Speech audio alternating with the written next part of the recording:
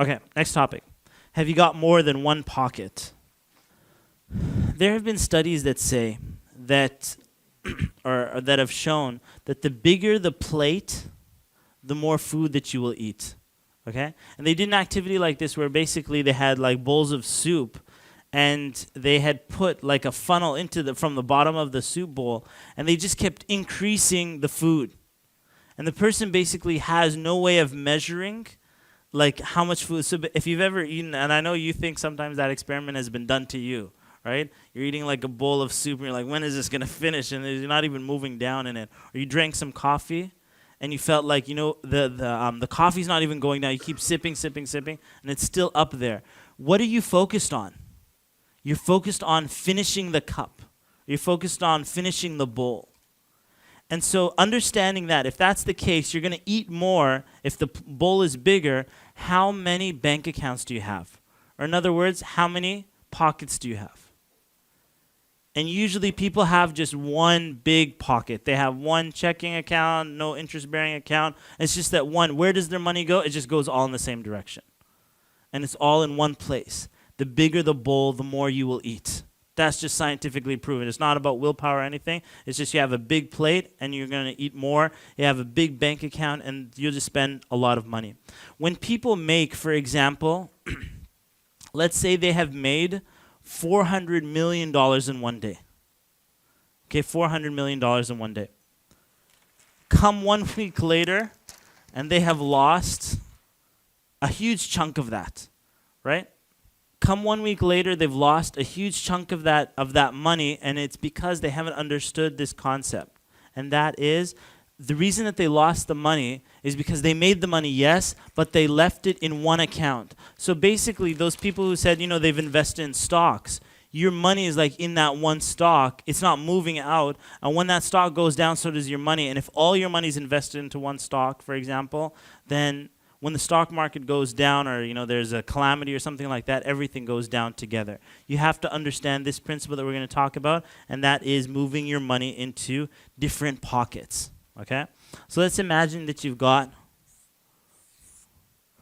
3 pockets here.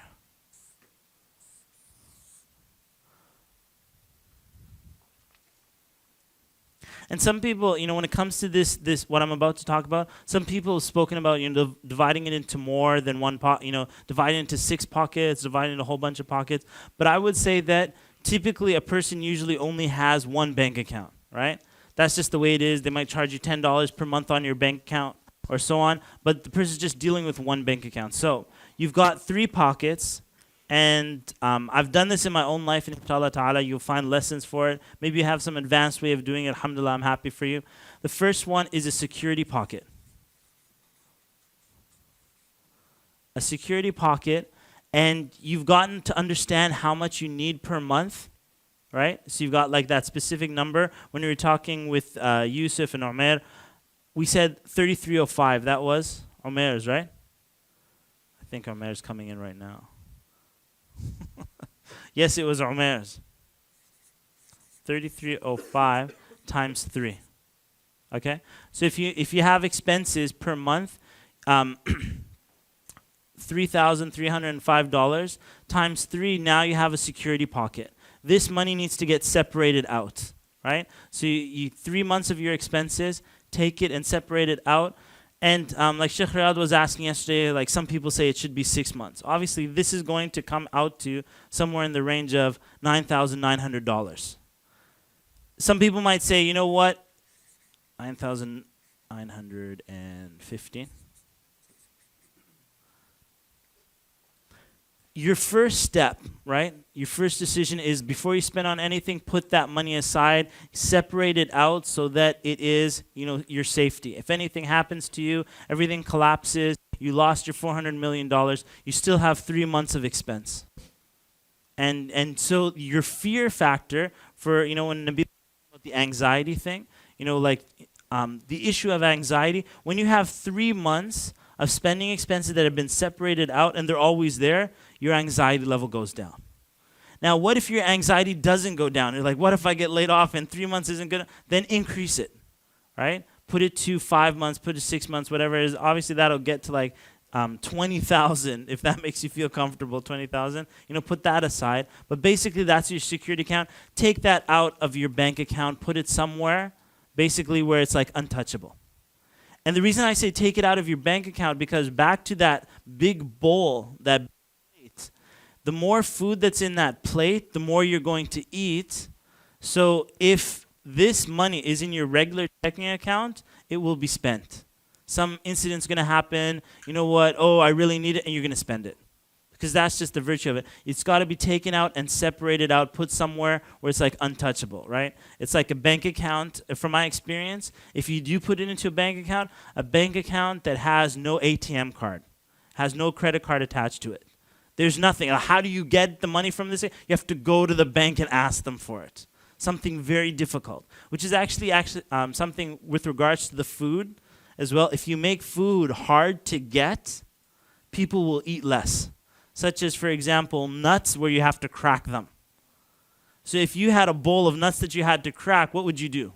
You'd skip it, right? It'd just collect dust because you actually have to put some effort into it. So what they do is, and here, for example, for the marketing people, if you've ever noticed refrigerators at the stores that have no doors to them, the sales go up like 30-40% when there's no door, because when you put a door, people actually have to put effort.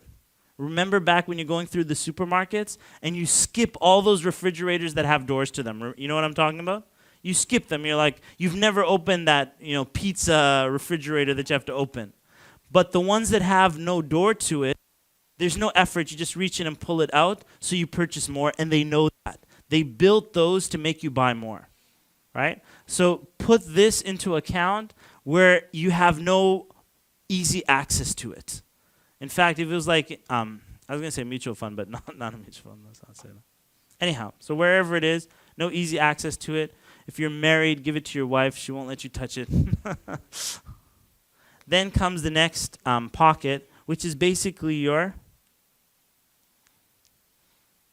people call it different things. I call it your fun money. Your fun money. So your fun pocket. How much is in this one? In this account? And this is normally your regular checking account. This is the one where you have your ATM access or whatever you have to it. So this is your easy access account. Basically, this is your plate.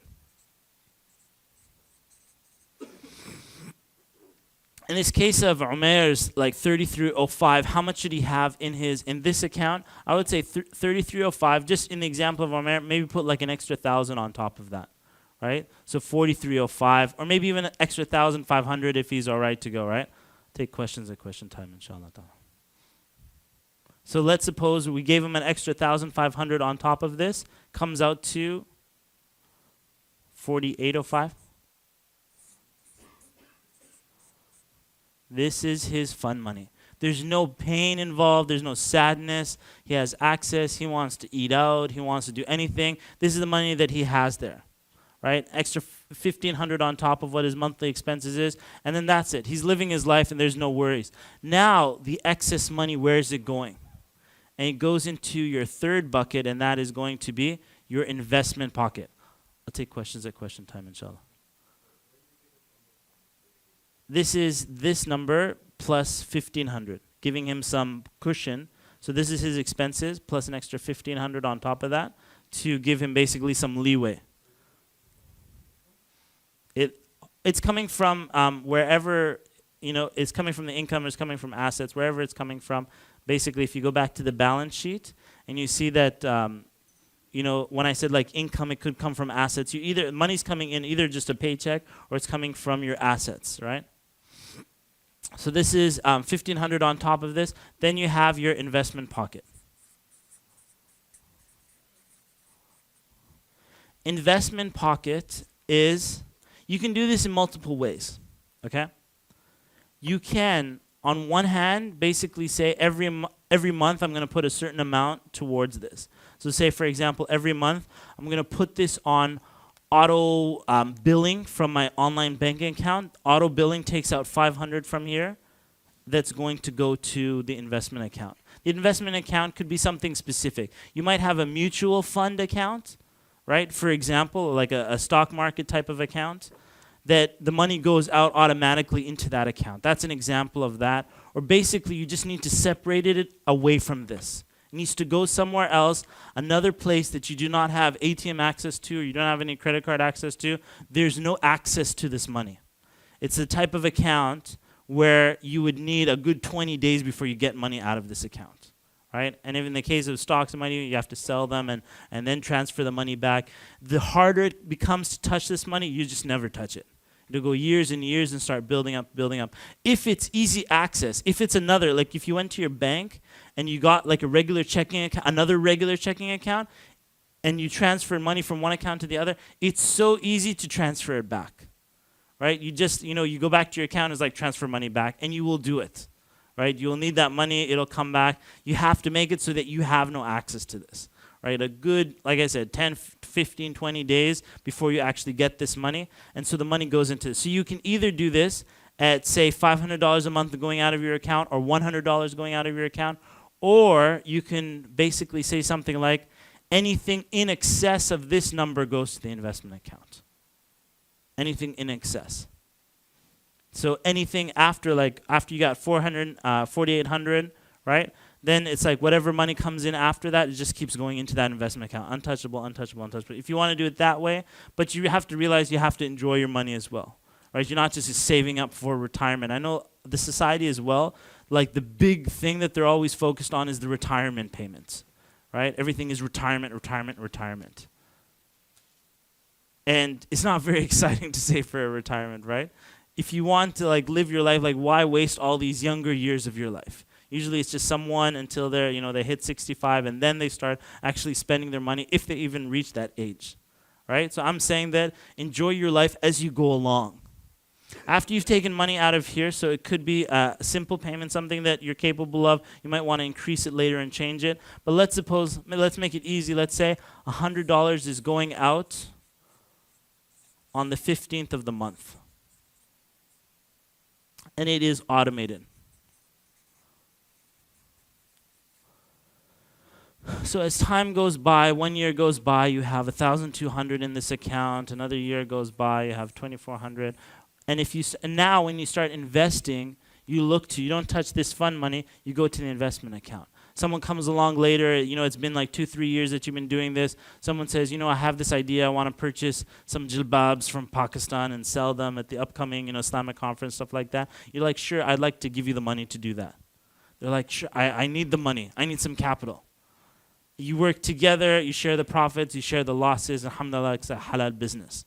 And now that money that came from there, put it back into the investment account and it starts building.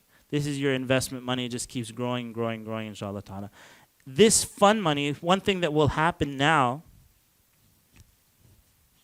once you have this fund money, is that you can spend this money as recklessly as you want. Right? Go and splurge, go and eat a big meal, do as much crazy things as you want. In fact, it's been my experience that when you're given lots of money to spend, you won't spend that much. It's really weird. It's like when you don't have money, you spend crazy because you're like starving. But give a person a lot of money. Like if, for example, Maghrib came to a city and said, here is $15,000. Go and buy what you need. What would they buy? They're like, let's buy water bottles. Okay, how much did that cost? That cost like $120. What else are you going to buy? They're like, let's buy pens for all the students. Okay, that's another $100. What else are you going to buy? Let's buy like bags for them to carry these pens. That's another $20. What are you going to do with the rest of money? Then the person's started you know what? They just got overwhelmed with so much money that they don't, and inshallah ta'ala, that'll happen to you. And your mind will start to switch. When you actually tell yourself, spend as much as you want from this middle account, this account, your ATM. And when someone says you spend recklessly, you should save money, you laugh at them. You're like, it's automatic. So this is after all of these things have taken place. You already have your security put aside. So you 3 months, even if everything collapsed, you still got 3 months. This is untouchable. And you're investing without even thinking about it.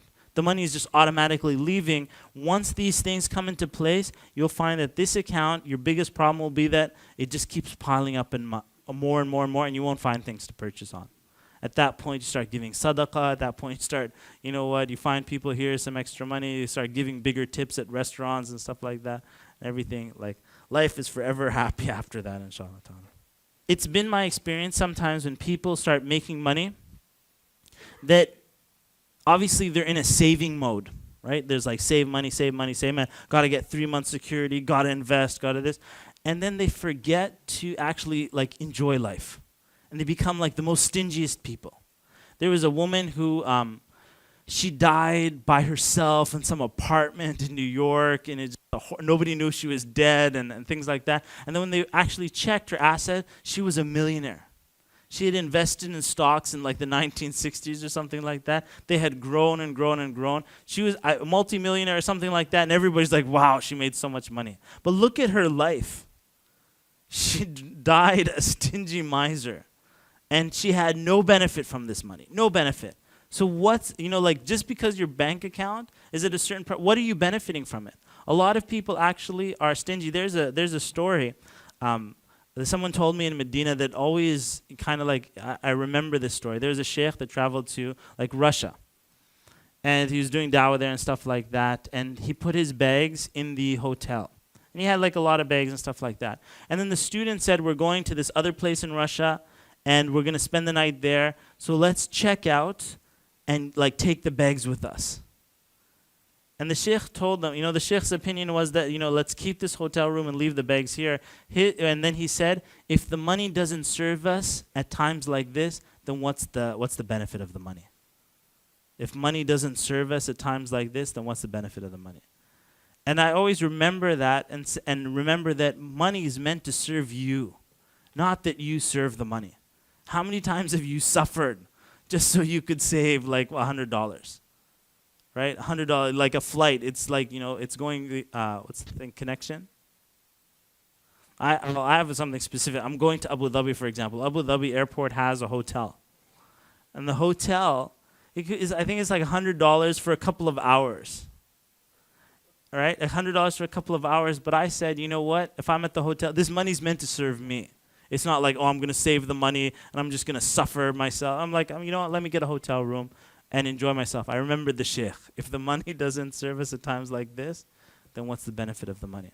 Again, if you do your pockets properly, inshallah ta'ala, this is your fun money. Remember to not be stingy. Buy your children candy when they want candy. Buy them things. And don't say, we're saving up for this and saving up for that. Alhamdulillah, let them have and enjoy these things, inshallah ta'ala. But again, in the end, you still have your fun money, you've done your investments. When do you refill this account?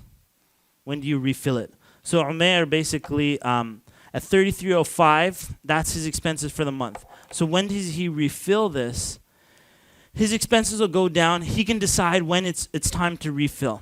So for myself, if I had like an account like this, I'd say, you know what? If this account goes down to say 2,000, I need to replenish it up to 1405. So money that was going to the investment account stops going there. It now comes back into here. And that's because what I was doing was anything in excess of this was going out. Right? I was not doing the automated like I'm telling you. Some of you might want to do the automated. I was doing anything above my need goes out into the investment. And you'll actually find if you did it like that, it will start building up a lot faster. Right? You start sending out thousands of dollars. Someone, a tax return thing comes in. Someone sends you a check. It starts going out into the investment account. And the investment account goes boom, boom, boom, boom. It starts building up. Or if you want to pile up inside here, and my guess is you really won't have a need for that. As time goes by, you get your, the town and country SUV, and you've got, your trips for Hajj. That's from your fun money. And then after that, you know what? It's going into the investment account. And life is great. Alhamdulillah. A point of note here, sometimes something really painful will happen to you. Something like you weren't expecting, someone asked you for money, you lent them $2,500 from this account, and all of a sudden a rental bill came in, and then something else that you weren't expecting. Now your account's gone to like $100 and your paycheck is coming like in 2 weeks. What do you do at that point? Okay, you can pull into the security. What I'm talking about did happen to me, right? Where I just went dangerously low. So I could have pulled in the security. I couldn't touch this investment account because that's going to take too long, right? Is it another 15 days? It's so far away that I can't get access to it. I didn't even want to have access to it. I decided to buckle down and create another company during that hard time. I launched Discover You during that time. Okay? At that time, when it was, I had this, fun account. I gave somebody money from it, and then now I was left with very little. And I spoke to my family members, and I said, you know what? We're just going to buckle down for this, and we're just going to go on the offensive, not go into defensive and go touch the security money. Forget, and the money's there, right? I could pull it out, but I said, you know what? This is what I teach to other people, and I made a goal for myself. I will make $10,000 within 1 month, from about $200 in my bank account to $10,000 in 1 month. At the end of the month, alhamdulillah, I made $8,000. End of the month. Never done that before. Alhamdulillah, it was a fun ride. All right, going left, going right, doing new things. And alhamdulillah, like a whole company is launched. You don't go back after that. Right? It's not you made $8,000 1 month. You now have the skills to make it. So even if you find yourself in a very difficult situation, I'm saying to you, just go into your resources as you have and work harder from your skills of what I'm going to be telling you now about building businesses and marketing, things like that. Go into those resources, learn it, implement it. And you actually might find that when Allah subhanahu wa ta'ala sends something difficult upon you, it might become the most beneficial thing that could ever have happened to you because you start working harder. But had that not been there, you wouldn't have worked so hard. And when you actually start, you got a security and you got investments, you might find this person to be very lazy and not taking any chances. So if your money goes down dangerously low, it's like just take it as a challenge, put a smile on your face and say, let's go for it. Like bring it on type of attitude. Alhamdulillah. All right, I'll take questions in that section. 3 questions. 1, yep. Okay, so the issue of a company takes time to money. So how am I able to make $8,000 in 1 month, even though launching a company takes time? Basically, the mistake that was made that in your thinking right there is between a product and a service. A product may take time to sell, and even I'm thinking that, no, it doesn't, because you can put the ebook up by the weekend. By Monday, you could start selling. You made like an extra $200 if 10 people bought it, right? So even the ebook, and that's a product, you can still sell it immediately. It's not like you have to go through a long process. But let's suppose you're dealing with a service. A service is basically like doing a seminar or doing some sort of active service. So once you're doing a service, you're getting paid immediately. It takes no upstart capital. It's just a matter of when the event's going to happen. And even if the event is unsuccessful, like I said, if it's unsuccessful, you did a seminar and 10 people showed up or something like that, and you only charge $20 per person, that's $200, right? That's the unsuccessful, but you probably get 80 people come up to your event or whatever it is or whatever you're doing. Wallahu alam. Yes, go ahead. Jeez. Okay, so I'll answer this one first. In the investment account, what I was putting it towards was an E-Trade account, right? That when I said I couldn't get access to it for 15, 20 days, it was an E-Trade account, and I don't want it to be there. I actually think there's still some money there I have to get out. But I was sending it in that direction and tried to take money out of an E-Trade account, and like you're talking about 15 days, I still don't even know how to do it, right, to take money out. So it was like I couldn't take it. I would have to fill out papers and fax them in and stuff like that to connect it to my bank account. So it was like safe. I wasn't touching it. Now, if you're not doing the E-Trade account, I'm not saying do that. But a checking account, if you're going to put it into another no interest-bearing checking, you don't want to put it in a savings account because now you're accumulating riba on it and you're taking money, right? And which is haram, so not a savings account. If you're going to put it into a checking account, put it into a different bank and cut up your ATMs, right? So if you're banking, for example, at Royal Bank, and now you have another account, open up another like no interest bearing account at like CIBC, for example. It's at a different bank, so it's not easy access, and cut up your ATMs. It still you might be able to get, pull it out, but anyhow, any type of access to it, you want to cut that off so that you've made it difficult to get money out of the account. And typically, it's an investment account, so you actually want to put it into investments. So it might be even you take this money and start loaning it, being part of people's businesses and stuff like that, putting the money in and making money, taking track of where the money's going and that, money people owe you. And one of the most beautiful and most amazing, you notice I said I lent money to a brother, right? The most amazing type of lending was what? Qard Hasan. At the time that I lent this brother money, I was looking for stocks that would promise me like a 10% return so I can make like $50 out of the stock. A Qard Hasan. And then this brother said, his taxes are coming up, he needs to pay some taxes. He's like, Muhammad, can I borrow some money? I said, and then I'm thinking of the verse, مَنْ ذَا الَّذِي يُقْرِضُ اللَّهَ قَرْضًا حَسَنًا فَيُضَاعِفَهُ لَهُ أَضْعَافًا كَثِيرًا. Who will loan a goodly loan to Allah and He will, compound it. أَضْعَافًا كَثِيرًا, like multiple times. And I'm like, that sounds so awesome. I don't even have to read, the stock and the business and try to figure out whether I'm going to get a return. Here's Allah subhanahu wa ta'ala promising the return. So I gave the money to the brother, alhamdulillah, and then I went down to like the low numbers. But I remember the promise of Allah subhanahu wa ta'ala. Within 1 month, there's no looking back after that, right? So, Qard Hasan. If at all else, give your money to Qard Hasan. Yes, continue. If you wanted to start building up these pockets and put some more pockets, you could do that. If I was doing it, all right, I get to go for Hajj for free, alhamdulillah, which is the leverage, right, where you start getting other people to pay for things. You want to go for Hajj, find a way to go for Hajj without even having to pay for it. Not only that, but I get paid to go for Hajj, right? It's the opposite. You want to start looking. I actually made a goal when I do like visualization material goals, and I said, you know what? I'm going to travel first class from here on forward. That's just my goal. And, the first time I started looking at first class tickets, I'm like, this is crazy, man.